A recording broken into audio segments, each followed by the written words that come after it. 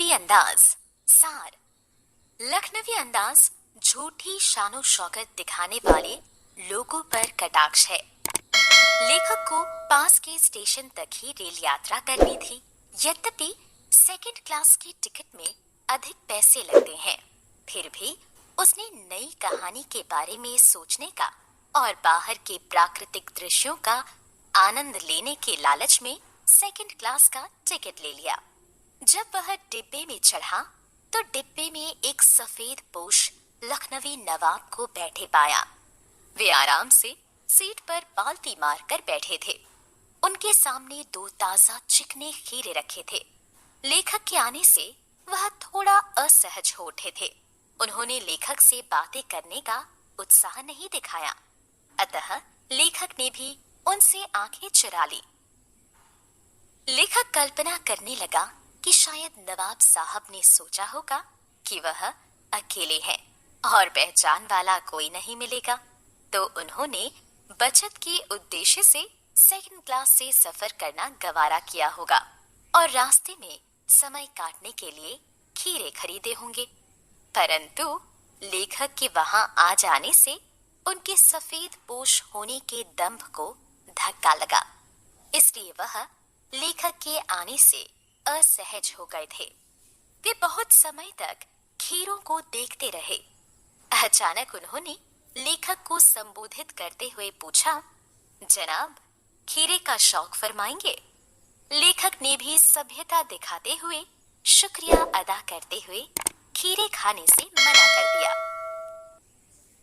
अब नवाब साहब ने तौलिया झाड़ कर बिछा लिया और उन पर खीरे सजा दिए। उन्होंने अपनी सीट के नीचे से लोटा निकालकर पहले दोनों खीरों को खिड़की से बाहर धोया और तौलिए से पोंछा। उन्होंने चाकू निकाला, खीरों के सिर काटे और उन्हें गोद कर झाग निकाला। फिर खीरों को बहुत एहतियात से छीलकर फाकों को करीने से तौलिए पर सजाते गए। उसके पश्चात उन्होंने खीरों पर नमक, जीरा और लाल मिर्च बुरक दी। साफ पता चल रहा था कि वे मन ही मन खीरे का स्वाद ले चुके थे।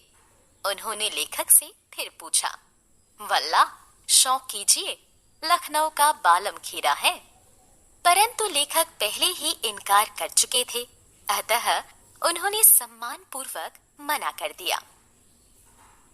नवाब साहब ने बड़ी प्यासी आंखों से खीरों की फाकों को देखा। उन्होंने खिड़की की ओर देखकर दीर्घ निश्वास ली। खीरे की एक फाक उठाकर होठों तक ले गए। उसे नाक के पास ले जाकर सूंघा। स्वाद के आनंद से उनकी पलकें मूंद गईं। उनके मुंह में पानी भर आया। उन्होंने उस पानी को गले में उतारकर खीरे को खिड़की के बाहर छोड़ दिया। इसी प्रकार एक एक खीरे को सूंघकर उसका स्वाद लेते हुए वे बाहर छोड़ते जाते। इस प्रकार क्रमशः सारी फाकों को बाहर फेंककर उन्होंने तौलिए से हाथ और होंठ पोंछे।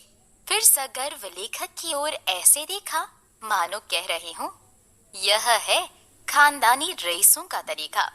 नवाब साहब मानो इस प्रक्रिया से थक कर लेट गए। लेखक ने उनके सम्मुख सम्मान से सिर झुका दिया।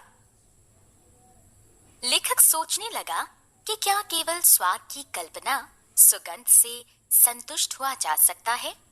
इतने में नवाब साहब ने डकार ली और लेखक से बोले, खीरा लजीज होता है, लेकिन होता है शकील, नामुराद मेदे पर बोझ डाल देता है।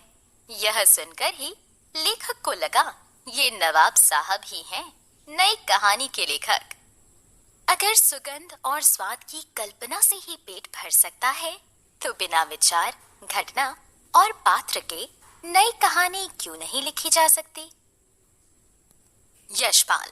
सुप्रसिद्ध कथाकार यशपाल का जन्म सन 1909 में पंजाब के फिरोजपुर छावनी में हुआ था। उनकी प्रारंभिक शिक्षा कांगड़ा में हुई। उसके पश्चात लाहौर के नेशनल कॉलेज से उन्होंने बीए किया। यहीं उनका परिचय भगत सिंह और सुखदेव से हुआ। उनके संपर्क में आने के कारण वे भी क्रांतिकारी गतिविधियों में भाग लेने लगे। उन्हें अनेक बार जेल भी जाना पड़ा। शनैः शनैः उनका रुझान मार्क्सवादी चिंतन की ओर होने लगा। सन 1976 में उनका देहावसान हो गया।